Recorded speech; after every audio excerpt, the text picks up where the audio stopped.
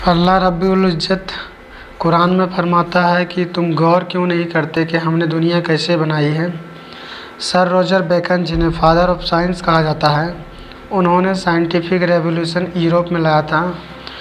उन्होंने एक बार कहा था कि बेशक थोड़ा साइंस और थोड़ी फ़िलासफ़ी हमें अल्लाह या गॉड से दूर ले जाती है, पर बहुत सारा साइंस और बहुत सारा फ़िलासफ़ी हमें अल्लाह या खुदा के बहुत करीब ले जाती है।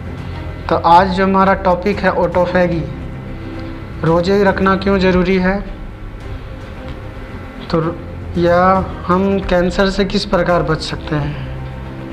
कहावत है कि प्रिकवेशन इज़ बेटर देन क्योर, इलाज से बेहतर बचाव है।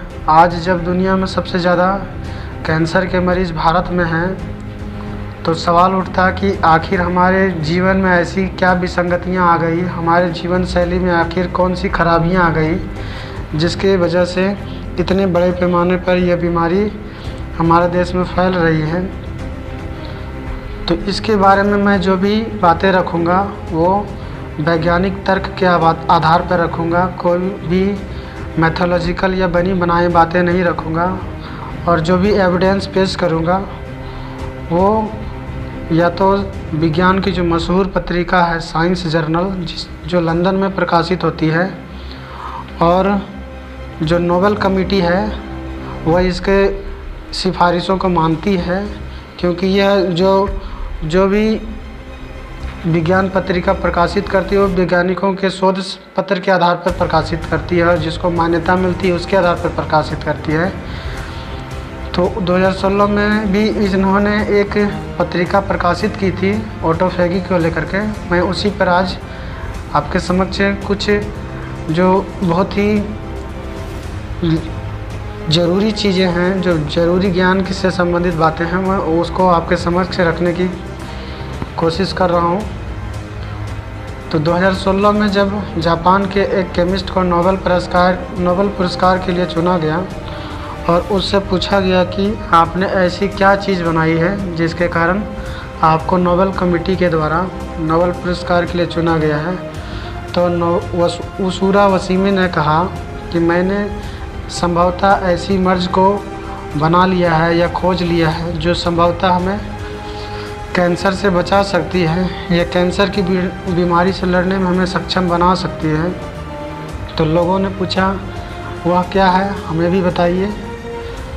तो उन्होंने कहा कि मैंने संभवतः कैंसर का जो क्योर है, प्रिकवेशंस है, उसको खोज लिया है, और वह प्रिकवेशंस या क्योर जो है रोज़े रखना है।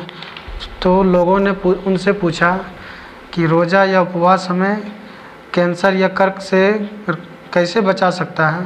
तो उन्होंने जवाब दिया कि जब हम साल के किसी महीने में 15 से 20 दिन तक लगातार 8 से 9 घंटे तक उपवास करते हैं, तो उस स्थिति में हमारे शरीर में पोषण की कमी हो जाती है, और पोषण की कमी की वजह से हमारा शरीर के सड़े गले हिस्सों को खाने लगता है, जिसे हम ऑटोफैगी के नाम से जानते हैं। आज के समय में इसे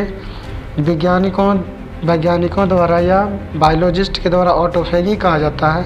और जब हमारा शरीर इन सड़े गले या अपशिष्ट पदार्थों से मुक्त हो जाता है तो हमारा शरीर भी कैंसर से मुक्त हो जाता है। आज से 1440 साल पहले